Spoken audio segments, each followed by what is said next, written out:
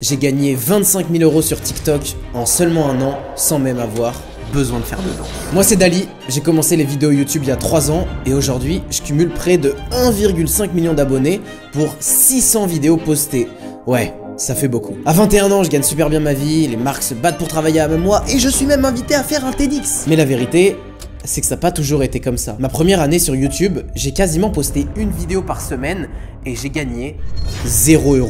Et ouais, j'ai travaillé un an pour rien. Heureusement, à cette époque, Alex Hormozy m'avait convaincu d'une chose. Le monde appartient aux gens qui sont prêts à faire des efforts sans même voir les résultats. C'est pourquoi j'ai continué, j'ai pas lâché et ça a fini par payer. La vraie différence entre moi d'aujourd'hui qui a des abonnés et le moi d'il y a 3 ans qui en avait aucun et qui gagnait pas une thune, elle est pas dans ma superbe caméra, dans mes superbes lumières ou encore dans mon réseau. Non, elle repose simplement sur mes connaissances et ce qu'il y a là-dedans. Faire des vues, capturer l'attention et même gagner de l'argent avec ça, c'est quelque chose qui s'apprend. Et c'est pourquoi j'ai décidé dans cette vidéo de te partager mes plus grands secrets de créateur. Dans les années 1500, on a vécu une période où, lors de ce siècle, un des trucs les plus précieux, c'était le territoire. Autrement dit, les hommes les plus riches étaient ceux qui possédaient le plus de terres. Puis, ça a été amené à changer. Au début du 19e siècle, en France, on a eu la révolution industrielle. Et là, c'était plus le territoire, l'or, mais c'était surtout l'industrie. Henry Ford, James Watt, Andrew Carnegie, c'est des gens qui travaillaient dans ce milieu, dans l'industrie, et qui sont devenus très riches. Maintenant, les choses ont encore changé. Au début des années 2000, Internet est apparu, puis a suivi le téléphone, les ordinateurs, les nouvelles technologies et même les réseaux sociaux. Lors du moment, au 21e siècle, à l'heure où je te parle actuellement, c'est pas le territoire, c'est pas l'industrie, c'est même pas le pétrole, mais c'est bien l'attention. Tu sais, ce n'est pas pour rien si Apple vaut plus que LVMH, Sanofi, Total, L'Oréal, Airbus, BNP, Kering, AXA et Vinci réunis. Aujourd'hui, tout le monde se bouscule pour avoir l'attention des gens. Et c'est pourquoi, lorsque la demande augmente, les prix, souvent, en font de même. Tu sais, aujourd'hui, si les footballeurs de haut niveau sont payés très cher,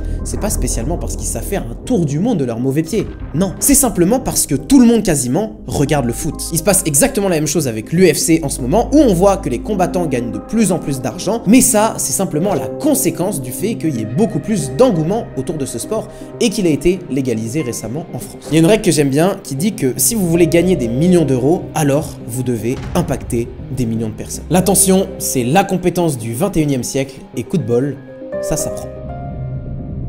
Ben Parr, en 2015, il a écrit un bouquin qui s'appelle Captivologie et en fait, il a même inventé un terme pour désigner la science de l'attention et du comportement. Parmi les récentes découvertes scientifiques qu'on a fait sur le sujet, j'ai décidé d'en sélectionner 2 pour vous. Pour commencer, on a ce qu'on appelle le pattern interrupt qui a été étudié par Sophie Scott. Durant une étude, elle et son équipe ont étudié ce qu'on appelle des vidéos Wikipédia, c'est un peu des vidéos dans mon style, des vidéos éducatives, et elle s'était rendu compte que un des facteurs de réussite qu'ils avaient tous en commun et que quand il n'était pas là, eh bien souvent c'était des vidéos qui fonctionnaient moins, c'était bien ce fameux pattern interrupt. En gros, c'est une technique de changement de rythme. T'as un flux normal, donc t'imagines une courbe un peu classique, ou même les BPM par exemple d'une musique, et là d'un coup, pouf, ça explose. En gros, il y a un changement un peu impromptu auquel on s'attendait pas et qui donc capture et captive notre attention. Un pattern interrupt classique que t'as déjà vécu, c'est quand t'es au restaurant ou au self et que là, bim, il y a une assiette qui tombe, qui casse, et donc tout le monde d'un coup, hop,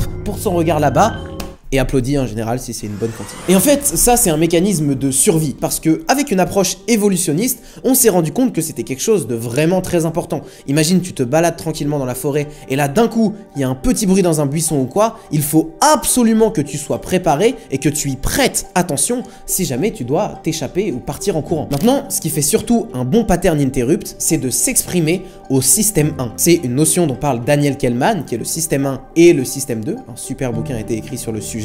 Et en fait, on a 2 manières de fonctionner dans notre cerveau. Le système 1, lui, il est extrêmement rapide. Il n'y a pas besoin de faire d'efforts et de réfléchir, alors que le système 2, lui, c'est, par exemple, je te dis 24 x 32, bon, bah, tu vas y réfléchir. Système 1, c'est 2 plus 2, ok, bim, tu sais déjà que ça fait 4. Et quand tu fais un début de vidéo, quand tu fais un pattern interrupt, il faut que ça soit quelque chose qui parle au système 1, qu'on puisse le comprendre sans même avoir besoin de réfléchir, parce que ça demande un effort, et tout ce qui demande un effort pour les gens, souvent, et peut-être même à tort, mais c'est comme ça qu'on fonctionne, donc il faut l'accepter, eh bien c'est rejeté. Un pattern interrupt que j'ai beaucoup utilisé et qui m'a rapporté pas mal de vues, même pas mal d'argent, c'était de commencer mes vidéos par le mot porno, parce que c'est quelque chose dont on parle très peu, qui est assez tabou, mais qui pourtant intéresse tout le monde. La deuxième chose cette fois qu'on peut utiliser pour maîtriser l'attention des gens, c'est de jouer sur l'empathie et sur les histoires. Paul Djizzak, c'est un neuroscientifique qui a pris des volontaires durant une étude et à qui il a montré 2 spots publicitaires différents. Avant et après le visionnage, les chercheurs ils ont mesuré le niveau d'ocytocine, qui est une hormone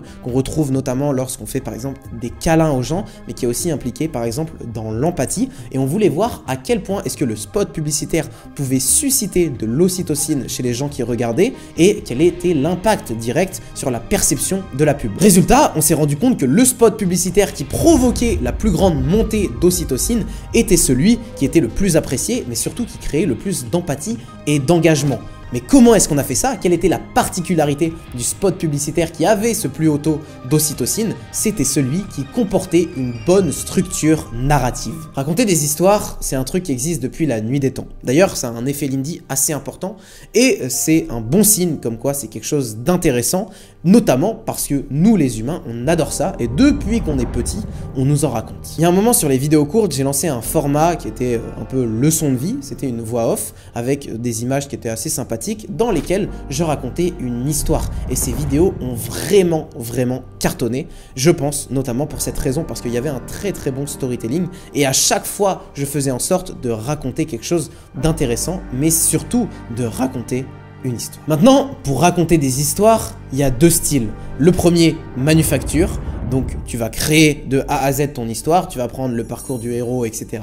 Et tu vas faire un petit peu comme MrBeast par exemple. Maintenant, le deuxième style pour raconter des histoires, c'est documenter. Par exemple, quand je suis allé à Dubaï, je racontais des histoires, je racontais une histoire, mais c'était super facile parce que cette histoire, je la vivais. Aujourd'hui sur internet, le constat est qu'on a d'une part énormément de bons créateurs. On n'a jamais eu un niveau qui était aussi fort sur YouTube en termes d'écriture, de réalisation, etc.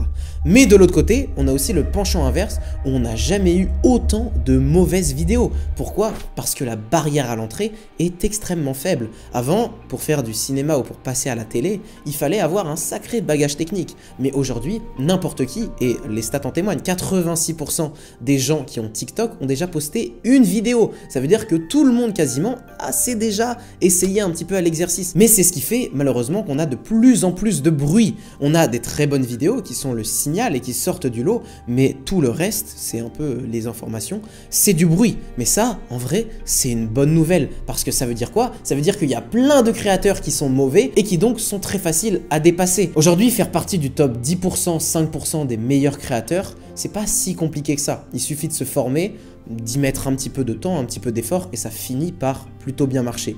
Mais pourtant, c'est pas le cas de plein d'autres industries. Par exemple, le football, si je prends mon exemple personnel, j'en ai fait de 5 ans à 20 ans quasiment, donc 15 ans, avec assiduité, j'étais en sport-études, machin et tout, je me suis formé comme un ouf, j'ai pratiqué, mais pour autant, ça n'a pas suffi. C'est un marché qui est beaucoup plus concurrentiel, qui est beaucoup plus structuré, mais les réseaux, c'est pas le cas. Malheureusement, c'est quelque chose qui ne va pas durer éternellement. Et oui, j'ai une nouvelle exceptionnelle à vous présenter, que vous avez peut-être vu venir, mais ça fait des mois que je travaille dessus, des mois que je travaille sur ce projet, et j'ai l'honneur de vous annoncer que j'organise ma première conférence en ligne, dans laquelle je vais vous présenter la méthode Dali que j'ai utilisée et que j'ai construite au fur et à mesure pour percer sur les réseaux et gagner vos premiers milliers d'euros. Ça sera en live, ça va durer environ 90 minutes et l'inscription est complètement gratuite. Vous avez le lien directement dans la description si vous souhaitez vous inscrire. C'est la première fois que je fais ça et j'en suis très fier et très honoré, donc vraiment, j'espère que vous serez là. Sur ce, c'est la fin de cette vidéo, tu peux la liker si elle t'a plu, c'était Dali.